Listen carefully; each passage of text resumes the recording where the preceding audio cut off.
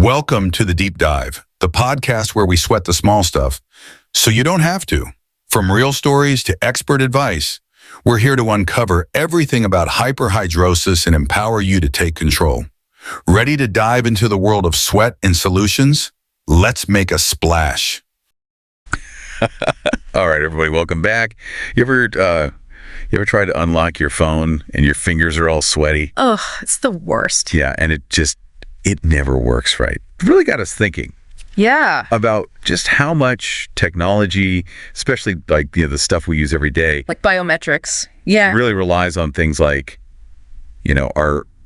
our skin being a certain way Right. to actually work. And it made us think, like, how many people out there Yeah. are just struggling? You know, it's funny with all this stuff. We see all this, like, futuristic technology, like, oh, we're going to scan your iris and all this stuff. And it's like, well, but what about people who just have, sweaty palms? Yeah. Like, how's that going to work? It's true. And they bring up a really good point in the video. Yeah. About fingerprint scanners. And it's like, that's the classic example, right? Yeah, it is. Yeah. Like you go to, get into your phone. Or your laptop.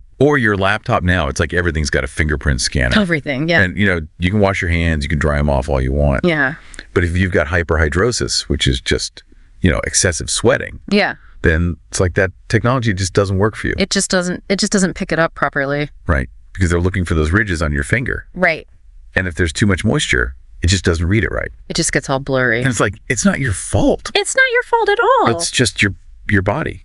Right. That's just how it is. And then they even go on to talk about facial recognition, which is like, okay, so fingerprint scanners are one thing, but what about facial recognition? Right. Like now your whole face is sweating. Yeah, it's not going to be able to pick out your features properly. And the thing that I thought was so interesting is they talk about how they end up just using passcodes. Right. Because it's like, that's the only thing that works reliably. It is. Yeah. But then it's like you're taking a step back technologically. Exactly. It's like we're all moving towards this biometric future, but there's a whole group of people that are just getting left behind. And I think what really gets me is the emotional side of it, Yeah, they talk about it in the video. They do. There's like a sense of shame. Yeah. When technology fails because of something like this that you can't control. Because it's like, something's wrong with you. Right. And it's like, no, it's the technology that's wrong. Exactly. Yeah. I mean, just imagine like you're at a concert. Yeah. Everyone's trying to get in. They're holding up their phones. They're holding up their phones, zipping through, and you're just standing there. Fumbling with your passcode. Fumbling with your passcode. Because your hands are just too sweaty. Like you said, it just, you must feel different. Like you don't belong. Yeah.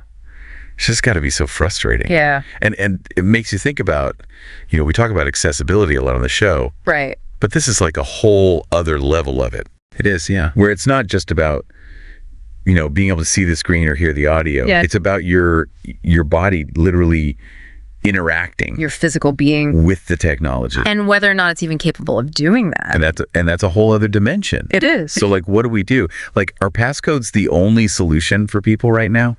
It seems like for a lot of people, that's the workaround that they've come to. Yeah. But it's not ideal. No. Passcodes are less secure. They're less convenient. Right. So really what we need is innovation, right? Yep. Like we need people to be thinking about this and coming up with new solutions. So what could that look like? I mean, I'm not an engineer or anything, Sure. but like what if there was some kind of thermal imaging system that could read your heat signature and it wouldn't matter if you were sweating?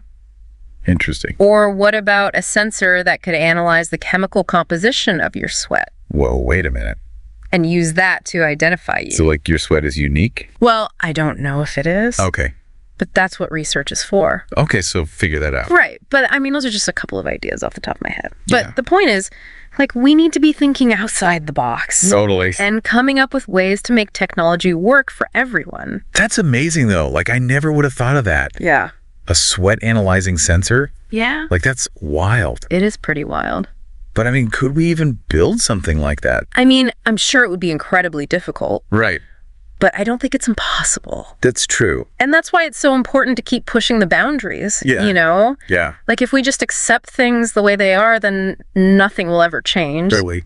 And there are people out there who are suffering because of it. So to kind of wrap things up here, we've learned that something as simple as unlocking a phone, which we all do a million times a day, without even thinking about it. Right, without even thinking about it, can be a huge struggle for people with hyperhidrosis. And it's not just a technical problem. No. It's a social problem. Yeah. It's an emotional problem. Absolutely. And it really highlights just how important it is to think about inclusive design. Right. And make sure that technology works for everyone. Exactly. No matter their physical condition. Yeah. So I guess the big question that I'm left with after watching this video and talking to you today is, how can we design technology that works for everyone? That's a good question. Yeah, it's something to think about, I guess. Definitely. All right, well, that's going to do it for this deep dive. Yeah. Thanks for joining us, and hopefully it's given you a new perspective on the world of biometrics and the importance of inclusive design. Absolutely. We'll see you next time. See ya. You've been listening to The Deep Dive, because understanding sweat is the first step to thriving. Remember to subscribe, share, and connect with us on Hyperhidrosis Awareness Kenya's socials. Together, we can stay cool, confident, and unstoppable. Until next time, keep shining. No sweat.